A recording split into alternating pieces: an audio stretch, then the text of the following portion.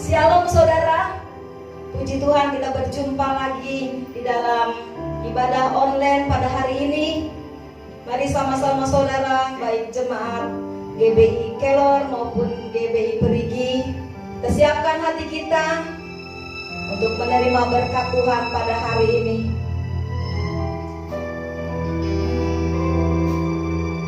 Kita rindu selalu dekat kasih-Nya Bapa.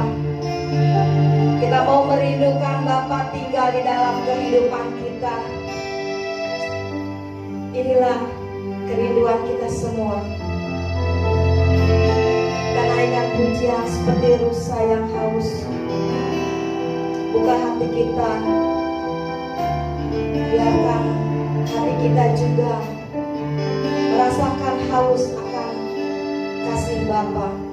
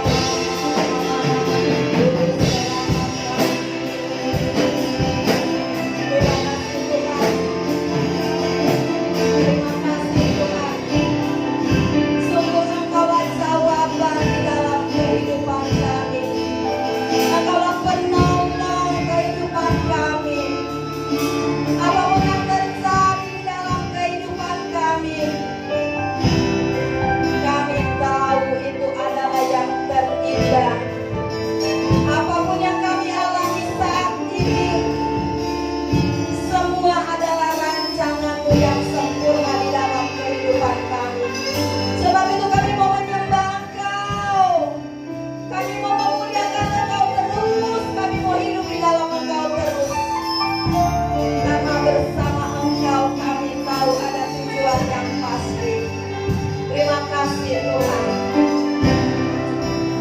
Terima kasih Tuhan. Engkaulah jawaban dalam setiap beban-beban hidup kami. Di saat kami hilang harapan, kami mau datang terus kepadamu Tuhan.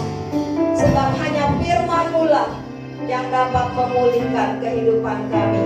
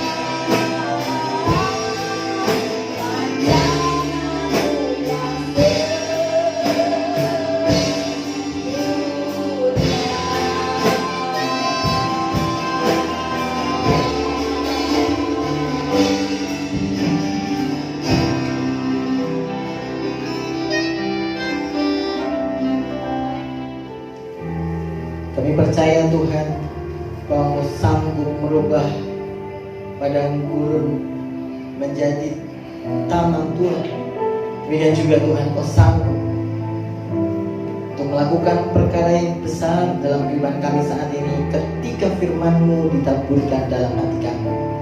Firman Tuhan yang mengubahkan, firman Tuhan yang memberi harapan baru, firman Tuhan yang mengingatkan dan menegur setiap kami, firman Tuhan yang sanggup masuk ke dalam hati kami yang paling dalam.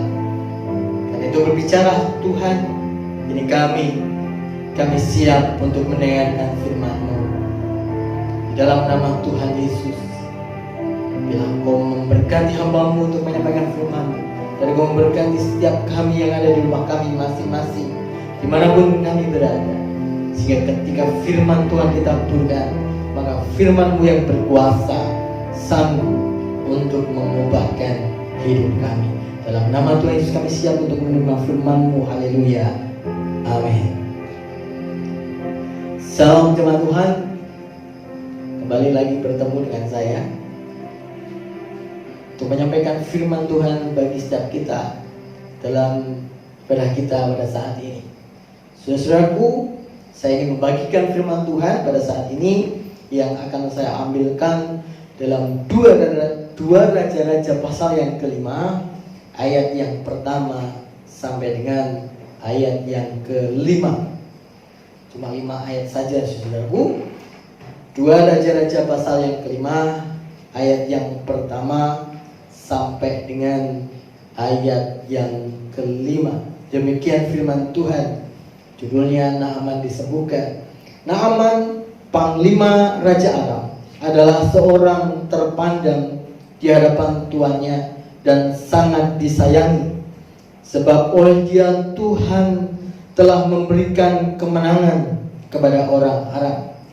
Tetapi orang itu seorang pahlawan tentara sakit kusta. Orang Aram pernah keluar bergerombolan dan membawa tertawan seorang anak perempuan dari negeri Israel. Ia menjadi pelayan pada istri Naaman. Berkatalah gadis itu kepada nyonyanya, sekiranya tuanku menghadap nabi yang di Samaria itu, maka tentulah nabi itu akan menyembuhkan dia dari penyakitnya. Lalu pergilah Naaman memberitahukan kepada tuannya, katanya, beginilah dikatakan oleh gadis yang dari negeri Israel itu. Maka jawab Raja Aram, baik, pergilah, dan aku akan mengirim surat kepada Raja Israel. Sampai di situ pembacaan firman Tuhan. Diberkatilah kita orang yang senantiasa berharap akan Tuhan, mendengarkan firman Tuhan, merenungkan dan melakukannya dalam kehidupan kita masing-masing. Kekasih Tuhan, beberapa di antara kita mungkin sudah sering mendengar cerita tentang Naaman disembuhkan oleh Elisa. Jadi Naaman ini adalah panglima tentara Aram. Dia menjadi pahlawan yang luar biasa karena Tuhan telah memberikan kemenangan kepada orang Aram. Tetapi yang terjadi, dia sakit kusta. Cerita yang kita tahu bersama bahwa akhirnya Naaman ini pergi kepada Elisa, hamba Tuhan yang ada di Samaria, saudara. Dan ketika itu Samaria berkata kepada Naaman, kamu harus mandi, kamu harus mandi di sungai Yordan sebanyak 7 kali. Dan ketika Naaman akhirnya percaya, dia mandi ke sungai Yordan yang keruh airnya itu 7 kali, kustanya menjadi sembuh, saudara. Itulah cerita yang kita ketahui. Tetapi ada peristiwa, ada cerita yang seringkali kita lupa, yaitu akan adanya seorang gadis dari Israel yang tertawan oleh gerombolan orang Arab. dari negeri Israel dibawa ke Aram. Dan akhirnya gadis itu menjadi pembantu di rumah Naaman, saudara. Ia menjadi pelayan pada istri Naaman, seorang gadis dari Israel, saudara. Dan apa yang dikatakan gadis ini ketika dia mengetahui bahwa tuannya Naaman itu sakit kusta, dia berkata seperti ini di dalam ayat ketiga. Berkatalah gadis itu kepada nyonyanya, sekiranya tuanku menghadap nabi yang di Samaria itu, maka tentulah nabi itu akan menyembuhkan dia dari penyakitnya. Artinya apa, saudara? Artinya gadis Israel ini, dia tahu bahwa ada nabi yang dipakai Tuhan untuk menyembuhkan sakit. Tentunya saya percaya bahwa gadis itu punya pengenalan akan Tuhan. Dia percaya kepada Tuhan. Sekaligus dia tahu bahwa nabi itu adalah perwakilan daripada Allah di bumi. Nah, saudara-saudaraku, gadis ini walaupun dia berada di negeri asing, pekerjaannya bukan pekerjaan yang terhormat, tetapi sebagai pembantu. Kalau sekarang itu bahasanya lebih keren, yaitu asisten rumah tangga. Tapi itu adalah pembantu, saudara. Pekerjaannya tidak keren, saudara.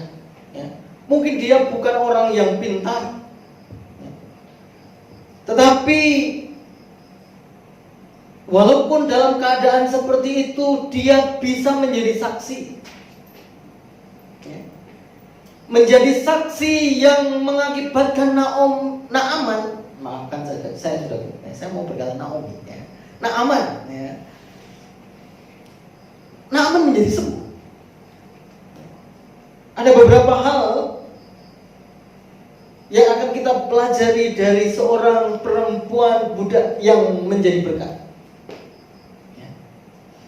Karena itu, saudaraku, saya memberikan tema khotbah saya ini, jadilah berkat. Jadilah berkat. Dimanapun kita berada, apapun kondisi kita, bagaimanapun situasi saya dan saudara, kita harus tetap menjadi berkat. Kita belajar dari gadis ini. Gadis ini patut mendapatkan apresiasi. Gadis ini patut kita beri acungan jempol. Tidak hanya satu, mungkin empat-empatnya harus kita kasih acungan jempol kepada gadis ini. Kenapa? Karena yang pertama, gadis Israel itu dia memiliki belas kasihan dan kepedulian. Gadis ini peduli ketika Naaman sakit, ketika Naaman kusta. Padahal saat itu, di zaman itu, apalagi di Israel, kadang kalau ada orang yang sakit kusta, itu diasingkan, saudara. Kalau ada orang kusta, ketemu orang, dia harus berkata, najis, najis, gitu, saudara. Kenapa? Karena penyakitnya kusta sangat dihindari oleh masyarakat, saudara.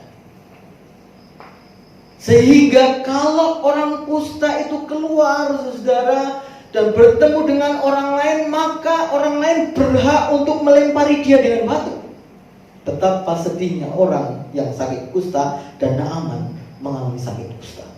Padahal dia adalah panglima tentara Aram yang luar biasa. Tetapi ketika Naaman tidak kunjung sembuh dengan berbagai cara, memang saat itu mungkin belum secanggih sekarang, belum ada obatnya, saudara. Ada seorang gadis yang peduli dalam kehidupan. Mari, saudara-saudaraku, saudara dan saya harus menjadi orang-orang yang peduli, memiliki belas kasihan, memiliki kepedulian terhadap orang-orang yang menderita, terhadap orang-orang yang susah, terhadap orang-orang yang perlu mendapatkan pertolongan dalam kehidupan kita, di sekitar kita, dimanapun kita berada. Bila kita menjadi orang-orang yang peduli seperti gadis Israel ini, tidaklah mungkin kalau dia tidak peduli, dia akan mengatakan kepada nyonyanya bahwa ada nabi di Samaria yang bisa menyembuhkan sakit Naaman karena kuasa Tuhan, saudara. Ya.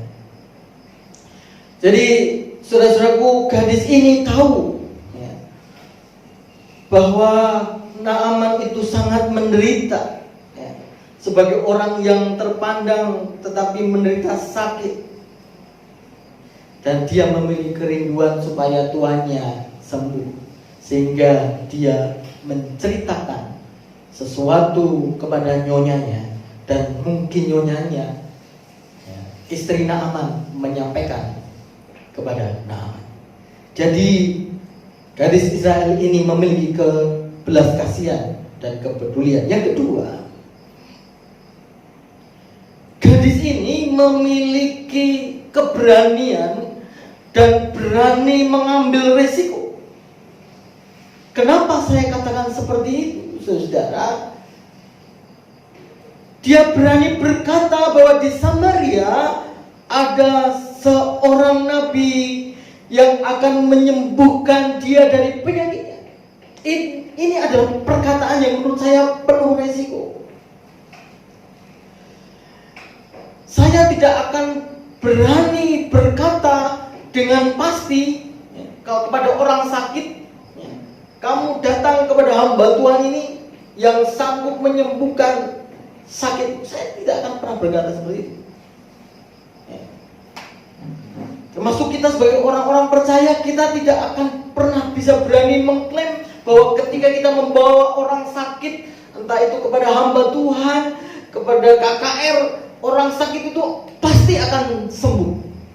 Kita semuanya pasti tidak akan berani mengatakan seperti itu, karena kesembuhan memang dilakukan oleh Tuhan. Tetapi tidak yang dikatakan oleh gadis ini. Gadis itu berkata dengan penuh kepastian ya. Coba perhatikan sekali lagi di dalam ayat 3. Sekiranya Tuanku menghadap nabi yang di Samaria itu, maka tentulah, pastilah. Jadi dia memastikan sesungguhnya nabi itu akan menyembuhkan dia dari penyakitnya. Sebuah keberanian yang sangat berisiko. Sebuah keberanian, saudaraku, yang sangat, menurut saya sangat luar biasa. Kenapa?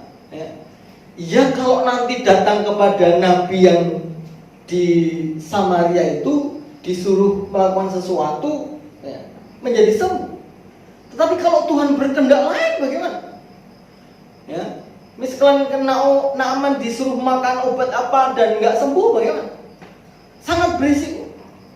Ketika Naaman sudah sampai kepada nabi yang di Samaria itu, kemudian dia pulang dan tidak membawa hasil apa-apa, apa yang dilakukan oleh Naaman kepada gadis itu?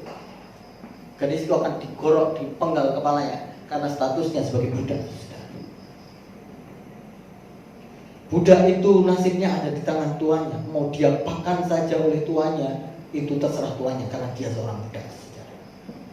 Hidupnya sepenuhnya ada dalam kuasa tuannya, kuasa Tuhan dari atas budak itu. Sehingga gadis ini menurut saya luar biasa. Dia mengambil tindakan yang penuh resiko. Dia berani melangkah untuk menyatakan sesuatu yang menurut dia itu benar, walaupun itu penuh resiko. Sebab jika Naaman kembali dari Samaria dan dia tidak segera sembuh, pasti dia akan mati, dibunuh oleh Naaman. Kenapa? Karena Naaman merasa dipermalukan. Naaman sudah menghadap raja. Kemudian Raja Aram itu mengirim surat kepada Raja Israel, saudara. Ya. Kemudian Naaman harus datang membawa surat itu kepada Raja Israel, minta izin untuk ketemu Nabi di Samaria. Ya. Kalau hasilnya sia-sia, maka Naaman akan merasa sangat dipermalukan. Dan pasti ketika dia pulang sampai ke rumahnya menjumpai gadis itu karena perjalanannya ke Samaria sia-sia, maka gadis itu akan menemui ajalnya, saudara. Ya. Tetapi saudara, itu adalah resiko yang luar biasa yang telah dilakukan oleh seorang gadis Israel. Yang ketiga, selain dia melakukan hal yang sangat berisiko, maka saya percaya yang ketiga ini yang perlu kita renungkan adalah gadis itu memiliki pengetahuan dan keyakinan kepada Allah Israel yang dia sembah. Saya percaya gadis itu dia memiliki pengetahuan dan keyakinan kepada Allah Israel yang dia sembah. Walaupun dia ditawan di negeri asing, walaupun dia menjadi budak di negeri asing, kemudian hidupnya menjadi seorang pembantu, seorang budak, tetapi gadis Israel itu dia tidak pernah mengendorkan imannya kepada Tuhan Allah Israel. Buktinya apa? Jadi dia sampaikan bahwa di Samaria ada nabi yang tentunya akan memberikan kesembuhan kepada Naaman. Saudara-saudara, kita tahu bahwa di Israel itu pengajaran tentang Tuhan, pengajaran tentang kebenaran itu begitu ditanamkan kepada anak-anak Israel mulai dari mereka usia dini, saudara. Orang Israel mengajarkan berulang-ulang kali tentang Tuhan, tentang kehadiran Tuhan, bagaimana dia melalui nabi-nabinya bekerja, diceritakan. Ketika mereka duduk, mereka akan ngobrolnya tentang itu. Ketika mereka dalam perjalanan di jalan, mereka akan bercerita tentang kebaikan Tuhan. Sehingga anak-anak di Israel, bangsa Israel, anak-anak mereka menjadi anak-anak yang sangat religius, saudara. Dan ini begitu melekat kepada gadis Israel yang berada di rumah Naaman ini, saudara. Demikian juga saudaraku, biarlah ini menjadi perenungan bagi setiap kita.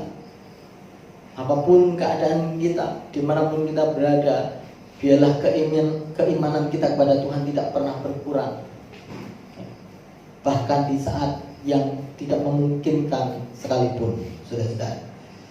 Jadi jangan heran kalau gadis ini memiliki pengetahuan dan pengenalan dan keyakinan kepada Allah Israel itu begitu luar biasa, sehingga dia berani berkata kepada istri Naaman bahwa Naaman pasti disembuhkan melalui nabi yang ada di Samaria, melalui Elisa. Jadi saudara, mari kita belajar ketiga hal yang dilakukan oleh gadis Israel kepada Naaman. Dia memiliki belas kasihan dan kepedulian. Dia berani mengambil tindakan yang berisiko. Dan dia memiliki pengetahuan dan keyakinan kepada Allah Israel yang dia sembah. Bagaimana dengan saya dan saudara? Apakah saudara punya kepedulian kepada orang-orang yang membutuhkan di sekitar?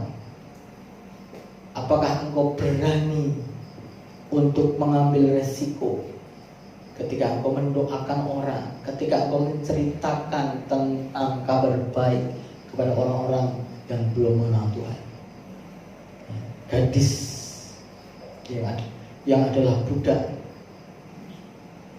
yang berasal dari Israel ini menunjukkan bahwa dia tidak takut menghadapi itu semua, saudara.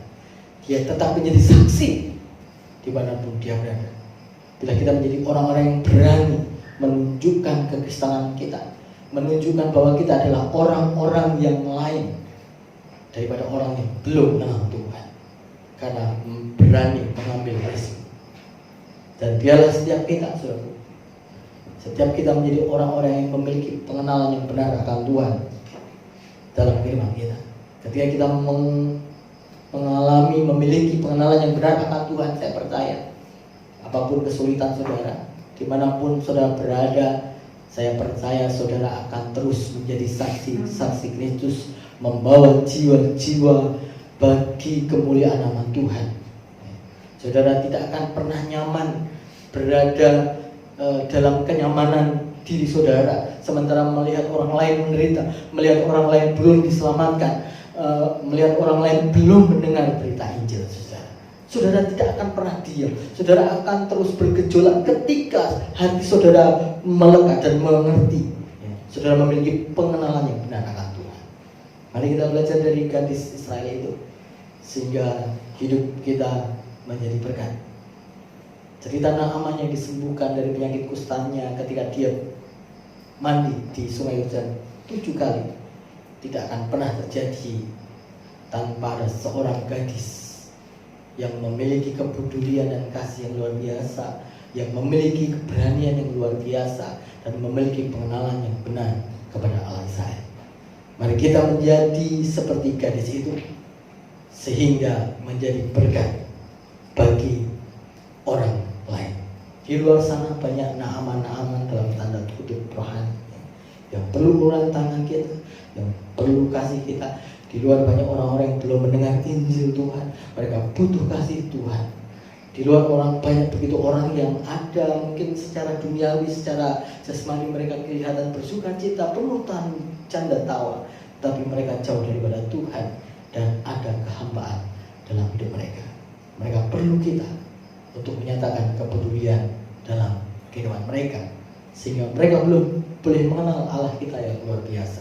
Mereka boleh percaya kepada Tuhan kita, Tuhan Yesus, dan itu bisa terjadi melalui hidup kita yang memiliki belas kasihan dan juga kepedulian, hidup kita yang berani mengambil risiko untuk bersaksi dan memiliki pengetahuan yang benar dan pengenalan akan Tuhan yang kita sembah. Amin untuk firman Tuhan. Ya, baik saudara, mungkin kita masih akan mengadakan ibadah online di rumah kita masing-masing sampai keadaan benar-benar aman, sampai kita mendapatkan instruksi dari PPH GBI supaya bagaimana kita mulai ibadah tatap muka. Tapi selama itu mari kita terus berdoa supaya bangsa kita dilawat oleh Tuhan, supaya semuanya keadaan berubah menjadi baik, saudaraku. Sebutannya adalah new normal, tetapi bukan sepenuhnya normal, tetapi normal dalam situasi yang baru. Dan itu saya mengharapkan jemaat Tuhan untuk tetap menjaga protokol kesehatan COVID-19. Kemanapun saudara, ketika saudara melangkah keluar rumah, pastikan saudara pakai masker. Saudara, kalau perlu bawa hand sanitizer. Ya, saudaraku yang bekerja, yang harus keluar rumah, hati-hati saudaraku, tetap menjalankan itu supaya kita taat pada anjuran pemerintah. Ya, gereja kita masih mengadakan ibadah online bukan karena kita takut, tetapi kita lebih cenderung untuk menjaga situasi sehingga semuanya benar-benar aman, sehingga kita bisa mulai ibadah tatap muka dengan keadaan yang benar-benar memungkinkan untuk kita beribadah. Karena saya percaya dimanapun kita berada, baik di rumah maupun di mana saja, hadirat Allah tidak pernah dibatasi oleh ruang dan waktu. Amin, saudara. Baik, kita akan akhiri ibadah kita. Saya undang setiap kita untuk bangkit berdiri. Kita akan akhiri ibadah kita pada saat ini. Mari kita berdoa. Bapa, kami bersyukur Engkau Allah yang luar biasa dalam hidup kami. Seringkali terjadi dalam kehidupan kami kurang peduli dengan lingkungan kami kurang peduli kepada orang-orang di sekitar kami. Tapi melalui firman Tuhan yang kami dengar saat ini, melalui gadis Israel yang menjadi budak di rumah Naaman. Kami menyadari bahwa kami harus peduli melakukan belas kasihan kami kepada orang-orang di sekitar kami yang membutuhkan Engkau, Tuhan. Kami menjadi orang-orang yang berani mengambil risiko ketika kami bersaksi tentang Engkau, ketika kami memberitakan Injil, ketika kami memberitakan kabar baik tentang Engkau, Tuhan. Sama seperti gadis Israel ini. Demikian juga Tuhan, biarlah kami memiliki pengenalan yang benar akan Engkau, akan kuasa-Mu, Tuhan, supaya kami memiliki pengharapan yang besar dalam Tuhan, sehingga ketika kami menyampaikan kabar baik, mempedulikan orang-orang di sekitar kami percaya bahwa Allah yang menyertai kami. Bukankah Engkau yang mengatakan kepada setiap kami, pergilah, jadikanlah semua bangsa murid, dan biarlah kami menjadi orang-orang yang melakukannya dalam kehidupan kami. Kami berdoa, Tuhan, kepada orang-orang di sekitar kami. Kami berdoa, Tuhan, mungkin buat saudara-saudara kami, orang-orang yang paling dekat dengan kami. Kami berdoa buat orang tua, anak, menantu, siapapun orang-orang yang kami kasihi dan mereka saat ini jauh daripada Tuhan. Mereka membutuhkan Engkau. Kami berdoa, Tuhan, mampukan kami untuk memperdulikan mereka, untuk mengasihi mereka, sebagaimana seorang gadis Israel yang mengasihi Naaman yang sakit kusta. Ajari kami terus mendoakan orang-orang yang kami kasihi, mereka memerlukan Engkau dalam doa-doa kami, dalam doa-doa kami pribadi, bahkan melalui kesaksian yang keluar dari setiap kami, dari mulut kami, bila kami menceritakan tentang Engkau, untuk menceritakan bahwa ada Allah yang hidup, yang sanggup untuk menolong dan memberkati mereka. Jadikan kami menjadi orang-orang yang menjadi saksi, menceritakan kebaikan Tuhan, menceritakan kasih Tuhan, menceritakan ada harapan yang luar biasa dalam Tuhan kepada orang-orang yang membutuhkan kasih Tuhan hari-hari ini. Dan biarlah Tuhan Roh Kudus memberikan keberanian kepada kami, supaya kami berani mengambil risiko, kami berani menyampaikan kebenaran dan sukacita pada orang-orang yang membutuhkan. Dan ajari kami untuk terus bertekun dalam Engkau, terus dibangun di dalam Engkau, memiliki pengenalan yang benar di dalam Engkau, sehingga ketika Engkau memanggil kami sudah mempertanggungjawabkan, kami siap untuk mempertanggungjawabkan apa yang kami lakukan di dunia ini, yaitu untuk menyampaikan berita keselamatan yang berasal daripada Tuhan. Terima kasih Tuhan, ajari kami untuk terus membawa jiwa-jiwa baru bagi kemuliaan nama Tuhan, supaya hidup kami terus menjadi berkat dimanapun kami berada. Biarlah Engkau memberkati jemaat-jemaat Tuhan dimanapun kami berada saat ini, Tuhan, dengan keluarga kami masing-masing, sehingga hidup kami terus menjadi berkat sama seperti gadis Israel yang menjadi berkat bagi keluarga Naaman. Terima kasih Tuhan, biarlah Engkau sendiri yang menolong kami. Dan kalau kami akan mengakhiri ibadah kami pada saat ini, Tuhan, biarlah penyertaan Tuhan itulah yang akan terus menyertai kami dan kami butuhkan. Mari saudaraku, arahkan hatimu pada Tuhan, terima berkat yang baru daripada Tuhan. Kiranya Tuhan memberkati engkau, Tuhan memberkati langkah kakimu dan pekerjaan tanganmu. Kiranya Tuhan memberkati engkau di desa, kiranya Tuhan memberkati engkau di kota atau di mana saja engkau berada. Tuhan memberkati usahamu, Tuhan memberkati pekerjaanmu, Tuhan memberkati keluargamu, Tuhan memberkati sekolahmu, Tuhan memberkati kuliahmu, Tuhan memberkati apapun juga yang engkau kerjakan. Karena damai sejahtera daripada Allah Bapa kita, kasih sayang daripada Tuhan Yesus Kristus, serta persekutuan daripada Allah akan terus menyertai engkau dari sekarang sampai selama-lamanya. Di dalam nama Tuhan Yesus kami terima berkat. Haleluya. Amin. Selamat hari Minggu, Tuhan memberkati setiap kita.